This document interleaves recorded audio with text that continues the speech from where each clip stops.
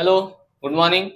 तो आज हमारा जो क्लास 11th का लेक्चर है, ठीक है, ये क्लास 11th का लेक्चर आज बेस्ड है हाइड्रोजन स्पेक्ट्रम पर।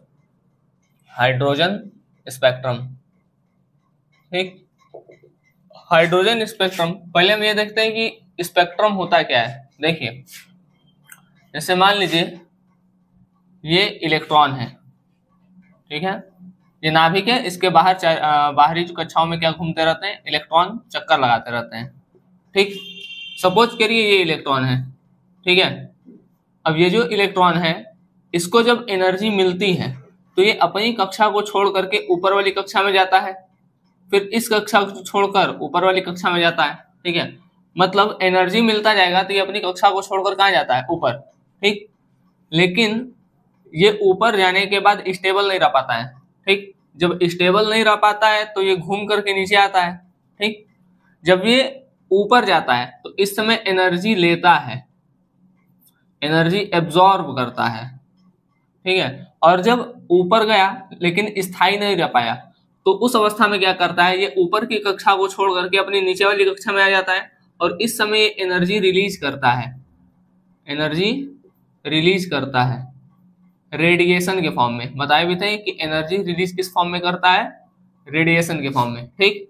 तो इलेक्ट्रॉन को जब ऊर्जा दी जाती है तो वो निम्न ऊर्जा स्तर से उच्च ऊर्जा स्तर में जाता है, ठीक। और जब ऊर्जा ये एनर्जी रिलीज करता है, एब्जॉर्ब करेगा तो निम्न ऊर्जा स्तर से उच्च ऊर्जा स्तर में जाएगा, ठीक। लेकिन जब रिलीज करेगा तो उच्च ऊर्जा स्तर से निम्न ऊर्जा स्तर में आएगा और जो वो एनर्जी एब्जॉर्ब किया रहेगा वो एनर्जी रेडिएशन के फॉर्म में इमिट कर देगा, निकाल देगा, ठीक।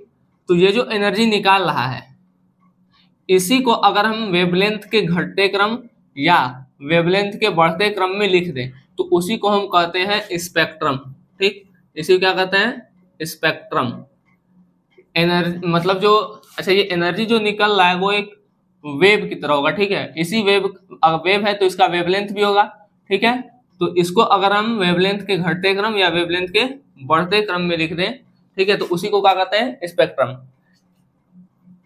स्पेक्ट्रम कुछ नहीं है आप, ठीक है, स्पेक्ट्रम एक अरेंजमेंट है, अरेंजमेंट, ठीक है।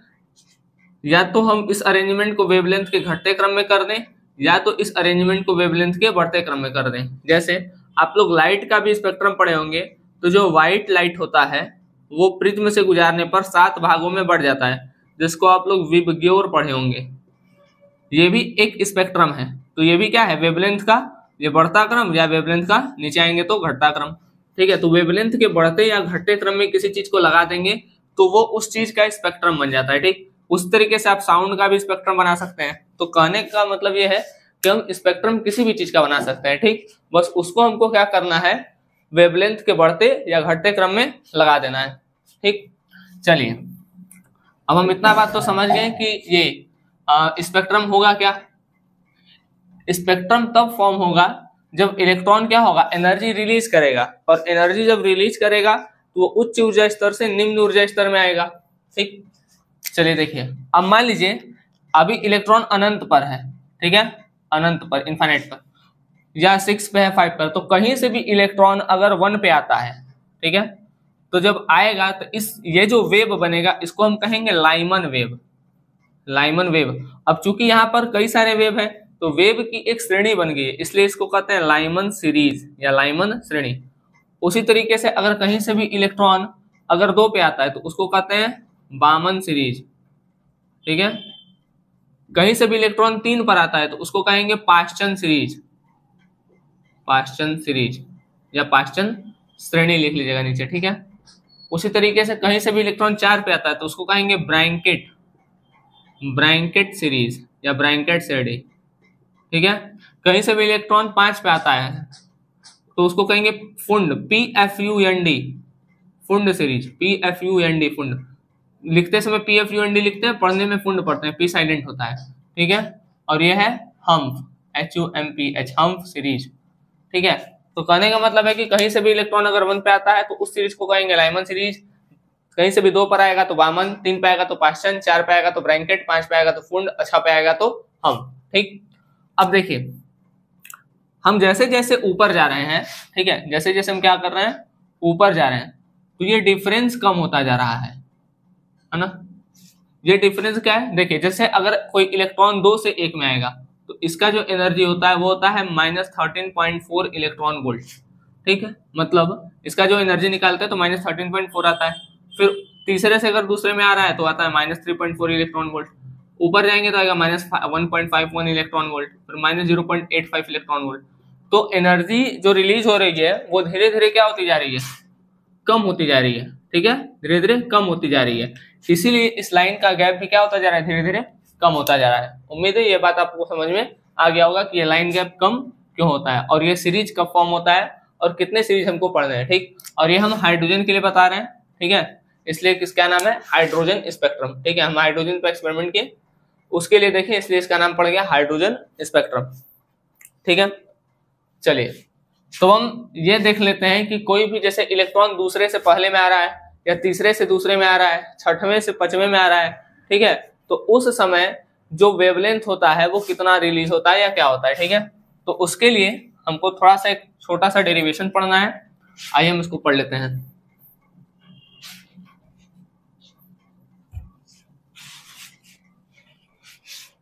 देखिए एक फॉर्मूला आप पढ़े होंगे, delta E equal to E2 minus E1, Bohr के नियम के अनुप्रयोग में, ठीक है। अगर आप लोग नहीं पढ़े हैं तो बोर के नियम का अनुप्रयोग है, सर्च करके पढ़िए उसको, ठीक है, ये समझ में आ जाएगा।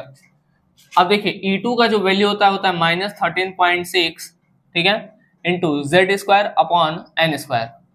अब चूंकि नंबर ऑफ सेल डिफरेंट हो सकते हैं इसलिए यहाँ पर हम दूसरा है तो दूसरे का स्क्वायर कर रहे हैं, लेकिन परमाणु क्रमांक डिफरेंट नहीं होगा ना। जैसे हाइड्रोजन पहले सेल में भी हो सकता है, हाइड्रोजन दूसरे सेल में भी जा सकता है, तो नंबर ऑफ सेल वेरी कर सकता है, लेकिन हाइड्रोजन का परमाणु क्रमांक जो है वो तो एक ही रहेगा, ठीक है।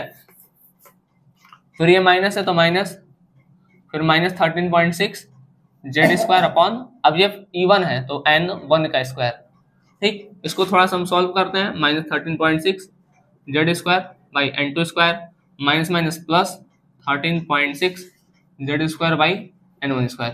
अब जो कॉमन है उसको हम निकाल लेते हैं, -13.6 Z² अपॉन 1 बाई N2 का स्क्वायर प्लस 1 अपॉन N1 का स्क्वायर, ठीक। चलिए अच्छा सॉरी, इसको थोड़ा सा इस तरीके से लिख लीजिए, प्लस को आगे कर दीजिए, ठीक है, तो हो जाएगा -13.6 Z² बाई N1², और ये माइनस हम इधर कर दे रहे हैं, -13.6 Z² बाई N2², ठीक। इससे कोई दिक्कत तो है नहीं। चलिए अब जो कॉमन उसको निकाल लेते हैं, 13.6 इसमें भी है, 13.6 इसमें भी है, Z² इसमें भी है, Z² इसमें भी है, ठीक। तो डेल्टा E बराबर 13.6 Z², ठीक,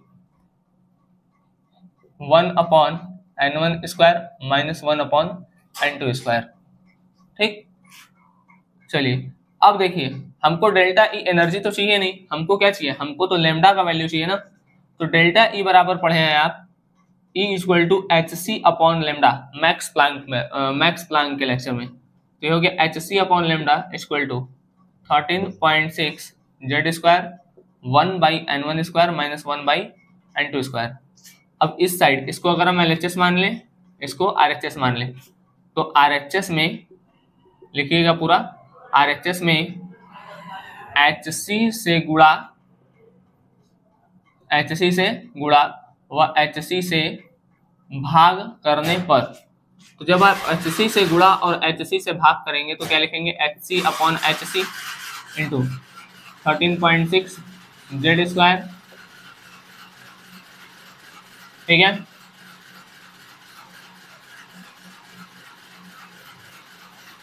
ठीक है, ये आप लिखेंगे HC अपॉन HC, जैसे RHS में क्या कर रहे हैं हम, RHS में HC से गुणा HC से भाग कर रहे हैं, ठीक है। तो हम इधर का जैसे का तैसा लिख दिए, इधर RHS है तो इसमें HC से मल्टीप्लाई HC से डिवाइड कर दिए, और सब जैसे है वैसे ही लिख दिए हैं। अब देखिए ये HC खत्म हो गया तो बचेगा 1 by lambda equal to 13.6 Z² upon HC, 1 upon N1² minus 1 by N2 का स्क्वायर, ठीक।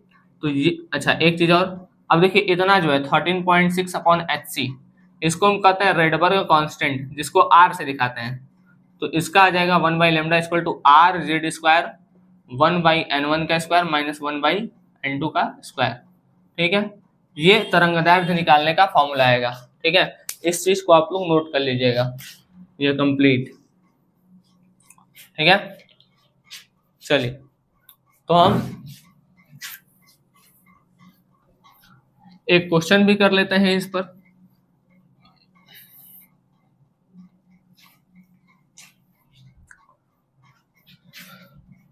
मान लीजिए हाइड्रोजन का इलेक्ट्रॉन, ठीक है, दूसरी कक्षा से दूसरी सेकेंड सेल से फर्स्ट सेल में आ रहा है। ठीक है, एक चीज आपको N1 और N2 में थोड़ा सा दिक्कत हो सकता है। देखिए N2 होता है कहां से आ रहा है, कहां से आ रहा है। ठीक है, और N1 होता है कहां पर आ रहा है। ठीक है, ठीक है, आप इस क्वेश्चन को अच्छे से नोट कर लीजिएगा, हम लिख दे रहे हैं। हाइड्रोजन का इलेक्ट्रॉन जब दूसरी कक्षा से पहली कक्षा में प्रवेश करता है तो उत्पन्न तरंगदैर्ध्य की गणना करें। इसको फट से नोट करिए आप लोग जल्दी से। चलिए ठीक है, तो इसके लिए देखिए, अब है हाइड्रोजन का इलेक्ट्रॉन जब दूसरी कक्षा से पहली कक्षा में प्रवेश करता है तो उत्पन्न तरंगदैर्ध्य की गणना करना है। ठीक है, अब देखिए इसमें आपको जैसे एक N1 है फॉर्मूला, तो ये लगाएंगे 1/λ equal to R Z square upon N1 square minus N2 square. तो जो N1 और N2 है उसमें कंफ्यूज मत होइएगा। N2 जो होता है वो ये होता है कि इलेक्ट्रॉन कहाँ से आ रहा है। ठीक है, और N1 जो होता है उसका मतलब होता है इलेक्ट्रॉन कहाँ पर आ रहा है। ठीक है, कहाँ से और कहाँ पर। N2 है मतलब कहाँ से आ रहा है, N1 मतलब कहाँ पर आ रहा है। तो ये हो गया 1/λ इक्वल टू R हाइड्रोजन का है तो हाइड्रोजन का परमाणु क्रमांक 1 होता है, तो Z मतलब परमाणु क्रमांक 1 का स्क्वायर अपॉन N1 कहाँ पर आ रहा है, तो दूसरी कक्षा से पहली कक्षा में, तो पहली कक्षा में आ रहा है तो 1 का स्क्वायर माइनस कहाँ से, तो दूसरे से, तो 2 का स्क्वायर। ठीक है, ये हो गया 1/λ। R का वैल्यू आप लोग 911 रखिएगा और फिर जो आंसर आएगा वो एंगस्ट्रॉम में आएगा। ठीक है, 1/1 माइनस 1/4। इसको आप लोग सॉल्व करिएगा, जो भी आपका आंसर आएगा वो एंगस्ट्रॉम में आएगा। ठीक है, इसको नोट करिए फट से, हम इरेज कर रहे हैं तुरंत। अब ये हम देख लें कि इलेक्ट्रॉन अगर दूसरे से पहले, मतलब करेंगे उसी तरीके से, ठीक, तीसरे से दूसरे, चौथे से पहले, इस तरीके से आएगा तो हम कैसे करेंगे। अब हम ये देख लेते हैं कि मान लीजिए इलेक्ट्रॉन तीसरे से दूसरे या दूसरे से तीसरे में आ रहा है तो कितने स्पेक्ट्रम रेखाओं को बनाएगा। तो एक फॉर्मूला होता है स्पेक्ट्रम रेखाओं की संख्या निकालने का। स्पेक्ट्रम रेखाओं की संख्या निकालने का फॉर्मूला क्या होता है, ये होता है N2 माइनस N1। N2 मतलब वही कहाँ से आ रहा है और N1 कहाँ पर आ रहा है।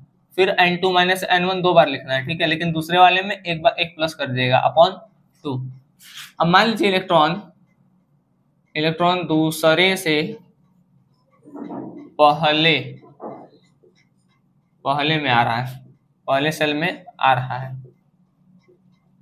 तो स्पेक्ट्रम रेखाओं की संख्या कितनी होगी, स्पेक्ट्रम रेखाओं की संख्या कितनी होगी। ठीक है, ये बताना है। चलिए देख लेते हैं, कहाँ से आ रहा है, तो दूसरे जगह से, तो इसको हम अगर n कर दें, ठीक है, n, तो हो गया N2 मतलब कहाँ से आ रहा है, तो दूसरे से आ रहा है, तो 2 माइनस N1 कहाँ पर आ रहा है, तो पहले में आ रहा है, तो 1। ये भी हो जाएगा 2 माइनस 1 प्लस 1 अपॉन में 2। इसको सॉल्व करेंगे, 2 में से बन गया 1। अब देखिए आप लोग एक रूल पढ़े होंगे, भागु जोग ह, या CBSE बोर्ड वाले पढ़े होंगे बॉड मास। ठीक है, भाग मतलब पहले भाग करेंगे, फिर गुणा, फिर जोड़, फिर घटाना। ठीक है, घटाना। बॉड मस्ट पहले ब्रैकेट को सॉल्व करेंगे, उसके बाद डिवाइड, मल्टीप्लाई, ऐड, फिर सब्सट्रैक्ट। कहने का मतलब क्या है, सबसे पहले हम डिवाइड करते हैं, ठीक है, तो अभी डिवाइड मत करिए, मल्टीप्लाई करते हैं, तो अभी इस मतलब केवल इस ब्रैकेट को सॉल्व करने में ना तो डिवाइड है कहीं ना तो मल्टीप्लाई है कहीं, ठीक है।